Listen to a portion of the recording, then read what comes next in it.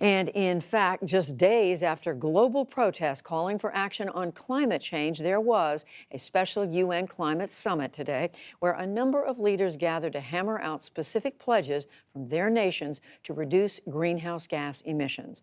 William Brangham is here now to look at some of the pledges and the realities of where things stand. Hello, William. So remind us again of what is the climate science that is driving all this? The UN put science very prominent in advance of this meeting. In fact, they put out a new report yesterday that tried to summarize all of the science that we know today. And none of it is really good news. Let's take a look at the key findings here. The world is quickly getting hotter. We just had the warmest 5-year period in recorded human history. The planet is now warmed over 1 degree Celsius since the industrial era.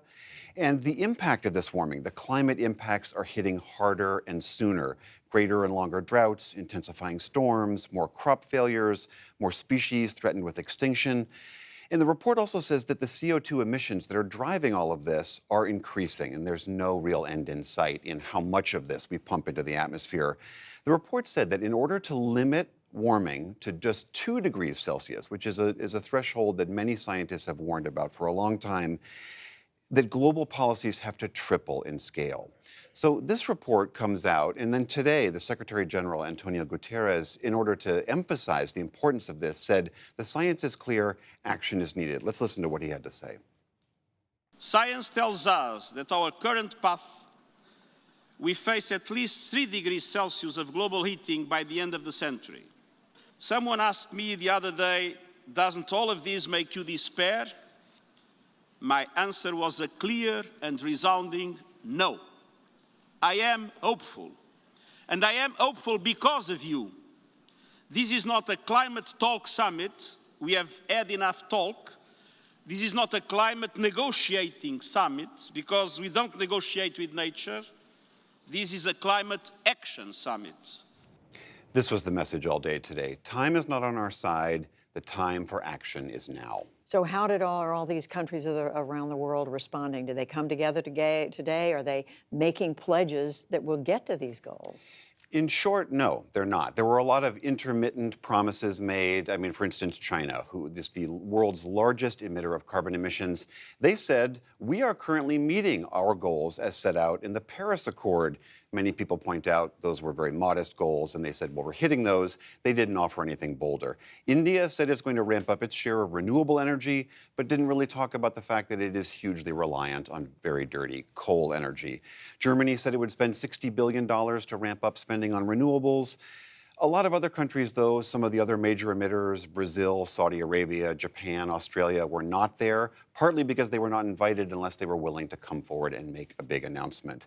Many smaller nations did say, we will take steps to get towards net zero emissions, which is what the science seems to be indicating.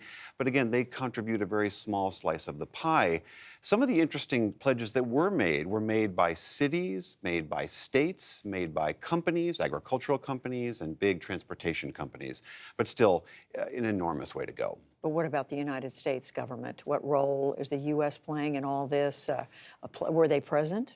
They were present in the sense that originally President Trump was not going to show up. He did surprisingly show up, and he sat in on the talks for about 10 to 15 minutes and then left. Largely, in terms of leadership on this issue, the United States is AWOL. We know that President Trump has said he has no interest in the Paris Accords. He has actively embraced policies that cut emissions. And his leadership, the U.S.'s leadership, which was so central, especially with regards to China, and to getting them to sign on to the Paris Accords, is largely absent. And finally, William, these global protests we've been watching over the last couple of days, last week, more today, led by so many of these remarkable young people. You spoke just a few days ago with Greta Thunberg, the 16-year-old Swedish activist. What role are they playing in all this? You're right, Judy. A lot of this, all of that action we saw, an estimated 4 million young people taking to the streets all over the world last week, those were largely driven intending to make leaders today step up and take action. And Greta Thunberg, this young Swedish activist, the 16-year-old, who is largely credited with being the voice of this movement and the genesis of this movement, she spoke today, and I have to say, I have seen her talk in many, many different kinds of venues. Never have I seen her so upset and so emotional. Let's take a little bit of a listen to what she had to say today. This is all wrong. I shouldn't be up here. I should be back in school on the other side of the ocean. Yet you all come to us young people for hope. How dare you? You have stolen my dreams and my childhood with your empty words, and yet I'm one of the lucky ones. People are suffering. People are dying. Entire ecosystems are collapsing. We are in the beginning of a mass extinction, and all you can talk about is money and fairy tales of eternal economic growth. How dare you? This is the challenge of this movement. You have a moral voice like Thunberg and all of these millions of young people saying action is required.